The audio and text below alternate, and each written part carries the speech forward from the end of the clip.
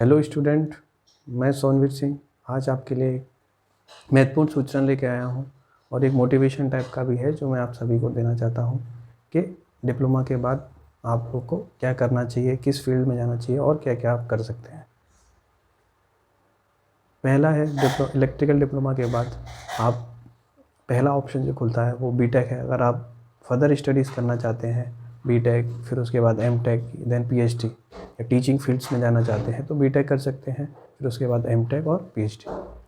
और आपको एक अच्छी जॉब पानी है तो आपको बीटेक करना मस्ट है, क्योंकि डिप्लोमा बेस पे आपको प्राइवेट में 12 या 13 हज़ार से ज़्यादा नहीं मिलेगी।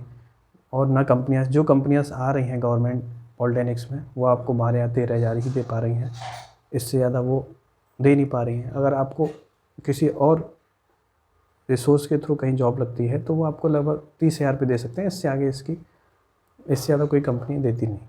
तो 30 हज़ार भी पर मंथ आपको मिल रहे हैं तो एक साल का पर एनम जो आपका सीटीसी कॉस्ट टू कंपनी हो जाएगा वो 3.6 लैक्स हो जाएगा, 3,60,000। वो सफिशेंट है और ठीक भी है। और अगर पड़ेगी बीटेक के बाद अगर आप गवर्नमेंट या किसी प्राइवेट से भी करते हैं, इलेक्ट्रिकल से करेंगे तो आने वाले समय में आपको स्टार्टिंग 25 से 30 हज़ार आसानी से मिल जाएगी, पर आपका 3 साल का और इन्वेस्टमेंट रहेगा इन फील्ड ऑफ लर्निंग। ठीक। और दूसरा ऑप्शन आपके पास डिप्लोमा के बाद है कि आप लोग गवर्नमेंट सेक्टर में भी जा सकते हैं, पर गवर्नमेंट सेक्टर में अब क्या हो गया है कि मैक्सिमम जॉब्स में बीटेक वालों को अलाउ कर दिया है, वो फिल कर सकते हैं फॉर्म। तो वहाँ आप लोग फाइट नहीं कर पाते हो बीटेक वालों से, क्योंकि लर्निंग और नॉलेज के अकॉर्डिंग आप बहुत उनसे पीछे हो। तो पाए हैं in case of technical knowledge है, और अदर रिस्पेक्ट में देखें तो कम्युनिकेशन स्किल भी आप कितनी बेहतर नहीं है कि आप उनके साथ फाइट कर सकें। पर कुछ स्टेट हैं कि कुछ वैकेंसीज़ में खाली वो डिप्लोमा वालों को अलाउ करती हैं, जैसे यूपीपीसीएल है। यूपीपीसीएल में जो जेई की वैकेंसीज जो निकलती हैं उसमें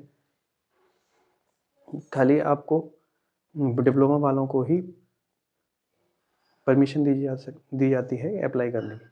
अदरवाइज़ बीटेक वाला उसमें नहीं भर सकता है। बाकी बहुत सारी पीएसयूज़ कंपनीज़ हैं, आईओसीएल है, एचपीसीएल है, बीपीसीएल है, एनपीसीआईएल है, ये बहुत सारी पीएसयूज़ कंपनीज़ हैं। वो भी क्या है, बीटेक वालों को अलाउ नहीं करती, वो खाली डिप्लोमा को लेती हैं डिप्लोमा लेवल की पोस्ट के लिए। तो आप गवर्नमेंट सेक्टर में भी जा सकते हैं। अगर इसके और थर्ड ऑप्शन आता है एंटरप्रेन्योर। आप एक एंटरप्रेन्योर भी बन सकते हैं। आपके दिमाग में अगर कोई आइडिया चल रहा है उसको लेके, या कोई आपका माइंड प्रॉब्लम सॉल्विंग माइंड है, कोई भी आपको प्रॉब्लम है डेली बेसिस की प्रॉब्लम है, इलेक्ट्रिकल से रिलेटेड है, अगर आप वो सॉल्व करना चाहते हैं तो आप एक एंटरप्रेन्योर भी बन सकते हैं। या आपका अगर पिताजी का कोई बिजनेस के बाद आपके पास 4 ऑप्शंस हैं। पहला ऑप्शन है कि आप बीटेक कर सकते हैं। दूसरा ऑप्शन है आप एक गवर्नमेंट जॉब में जा सकते हैं, पर उसके लिए आपको 2 साल की तैयारी चाहिए होगी।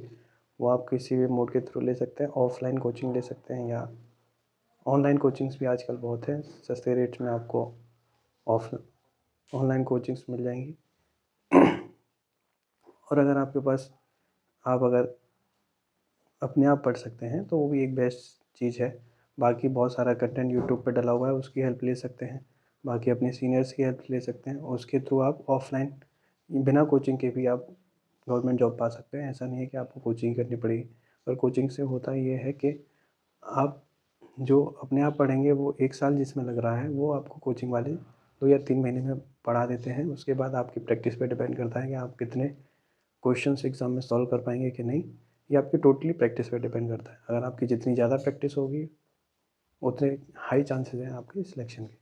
तो तीसरा ऑप्शन मैंने बताया था एंटरप्रेन्योर वाला कि आपके पास कोई भी नॉलेज है जिसके थ्रू आप किसी की चीज़ को, किसी भी एक प्रॉब्लम को सॉल्व कर सकते हैं, तो आप एक एंटरप्रेन्योर भी बन सकते हैं।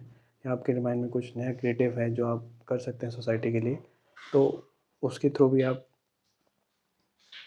पैसा कमा सकते हैं, अच्छी ज़िंदगी जी सकते हैं, लाइफ स्टाइल मेंटेन कर सकते हैं। पर उसमें क्या है, थोड़ा समय लगता है। आपको पहले सोसाइटी में लगभग 3-4 साल देने पड़ेंगे, उसके बाद फिर आपकी ग्रोथ होगी, लोग आपके प्रोडक्ट्स को पहचानने लगेंगे, जानने लगेंगे, उसकी एडवांटेजेस क्या हैं, डिसएडवांटेजेस। थर्ड ऑप्शन ये है कि आपका परिवार पहले से ही किसी बिजनेस में है और आप उसमें पार्टिसिपेट करना चाहते हैं, या आपने जो भी नॉलेज आपने सीखी है अभी तक उसको उसमें इम्प्लीमेंट करके एक नया कुछ करना चाहते हैं, तो उसमें भी कर सकते हैं। उसमें भी कोई बुराई नहीं है। अपने बिजनेस को एक पर्टिकुलर लेवल पे, हाई लेवल पे ले जाना, वो भी एक सही है। जॉब करने से अच्छा है कि आप अपने बिजनेस को भी ले जा सकते हैं। पर हमेशा ये ध्यान रखिएगा कि ह्यूमन बीइंग्स का हमेशा माइंड लर्निंग फेज में होना चाहिए। जहाँ से भी आपको मौका मिल रहा है सीखने का, वहाँ से सीखिए, आगे बढ़ते रहिए। और जब आप आगे बढ़ें, जब किसी मुकाम पर पहुँच जाएँ, तो आपके जो नीचे हैं सीनियर जूनियर्स हैं या गरीब लोग हैं, उनकी भी हेल्प करते चलिए। और अगर आप ऐसा करेंगे या इनमें से किसी में से भी एक फ़ील करेंगे और अपना 100% देंगे, तो आप एक अच्छे मुकाम पे पहुँचेंगे। ये मेरा वादा है आपसे। धन्यवाद, नमस्कार।